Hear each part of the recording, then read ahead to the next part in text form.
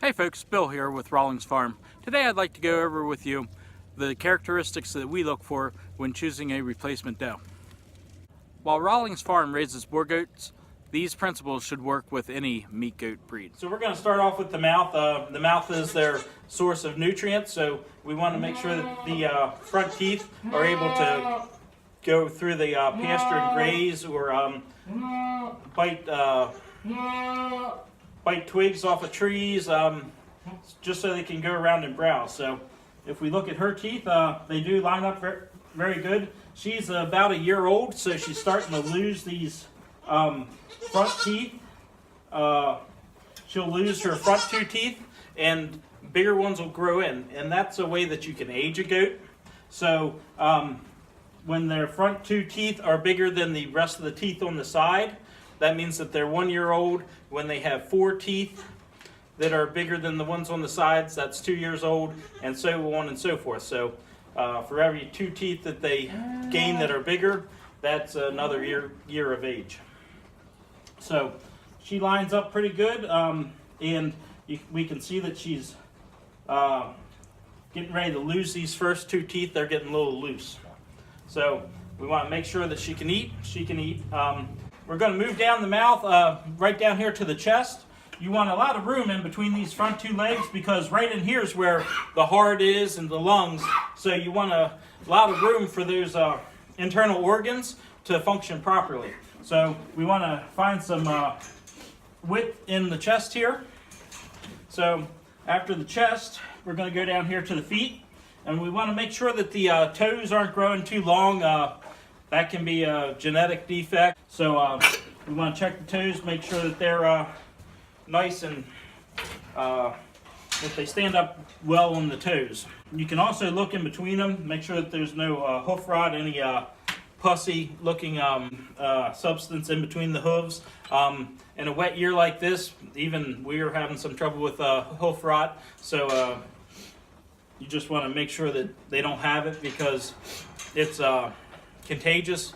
If they have it and your herd doesn't, and you bring it back to your farm, then you can pass it on to your animals. We're going to move up the leg and back in here to the heart girth.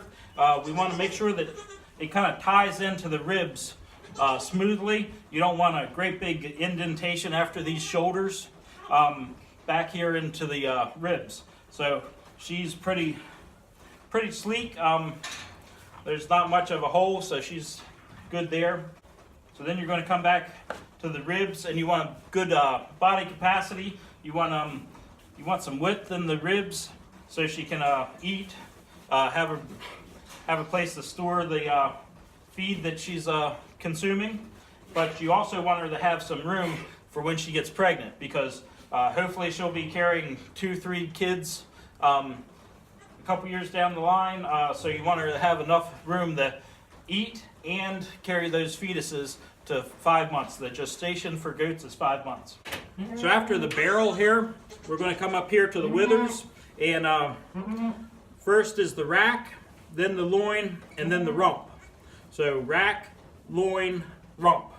And we want to make sure that everything ties in good together. You want it to be nice and smooth.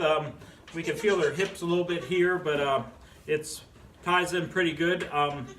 But you just want to feel and make sure that everything's smooth. You don't want a great big hole up here right behind the withers in the beginning of the rack, because as you go through here, these are a lot of your high-priced retail cuts. So you want more muscling in the back, so you can have more profit if you're selling the goat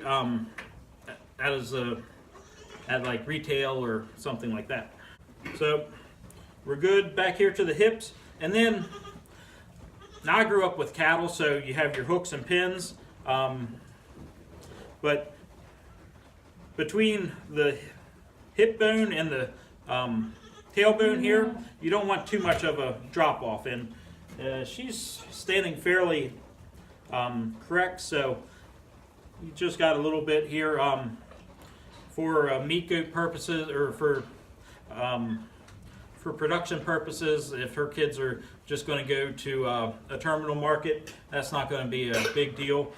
You just don't want too much of a drop off because that can affect the way that they walk down the line and their ability to get around.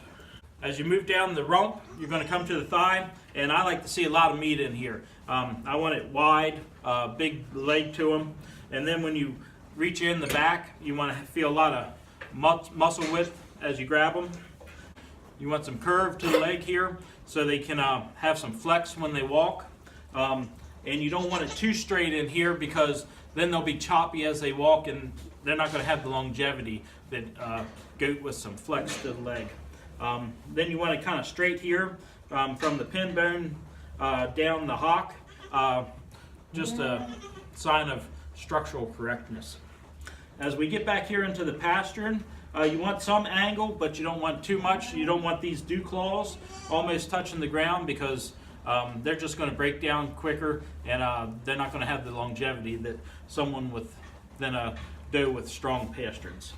And the same thing with the front pasterns. I forgot to go over that, but here you can have a little bit less angle to the hock because you want them standing up there on them legs good. Okay, so the final item that we're going to go through is the teats, and this is going to be the most difficult part, but let's get her over here a little bit. So if we look here, you can see that she's got one teat on this side and one teat on the other side. Now she does have a little nubbing up here, but that's not too bad, and another one here. But these two main teats is what I concentrate on. You want these two single teats so it's easy for that kid to get on the teat as she when she gives birth. And another thing you want to look at, and you can see a little bit of a scab right here. That's where the teat opening is. You want one opening on each teat, because if she has two, as she ages, with every gestation, that teat's going to get bigger, and it's going to get to the point where a baby's not going to be able to get its mouth on the teat in order to nurse, and that could result in malnutrition and possible loss of kids. Another view of this goat. When you look in here, you want some width, and like we talked about the width in the front end at the chest, but you want that width to carry back into the back legs. So I kind of like the front end a little bit narrower than the back end. And when they walk, you want to watch them walk, and you want these back hooves to almost fill in, if not fill in, the footstep of the front legs. So you want to make sure that they're walking fluidly. And then,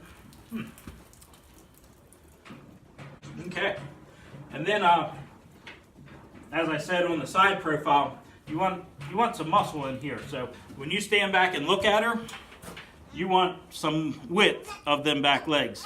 You want to be able to see it. And I like it when they, she's doing everything right now.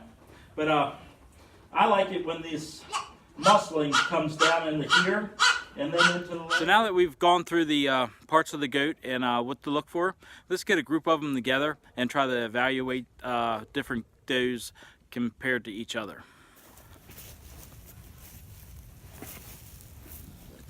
So as we look at this group of does right here, you can notice that the little paint doe in the middle is a lot smaller than the rest of them.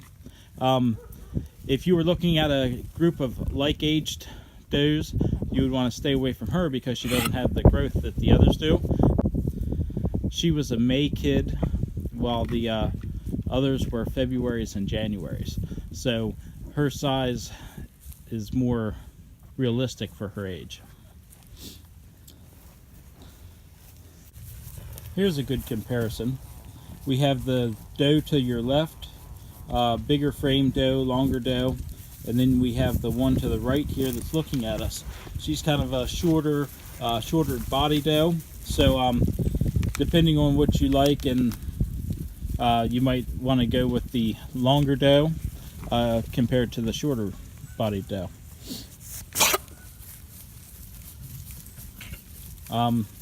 If you notice, this doe right here has a crimped ear. Sometimes you want to stay away from the crimped ears if you're doing purebred or registered goats. And here's a good example of them filling in their footsteps. So as she walks, her back legs are stepping right where her front legs left. Okay, if we compare these two does, the first one here, kind of a narrower doe, not the width that the second one has here coming through. So we can look at the second one. She just has more width to her. The one on the right, she's even wider than the one on the left that she just passed. If you look at the black-headed doe and here in the center, you can see some of that natural depth or width of the front end. She has a lot of room in between them two front legs to allow room for her internal organs. Maybe a little bit more so than this paint doe that we're looking at here in the center of the frame now. Here's another shot of the long doe to the right.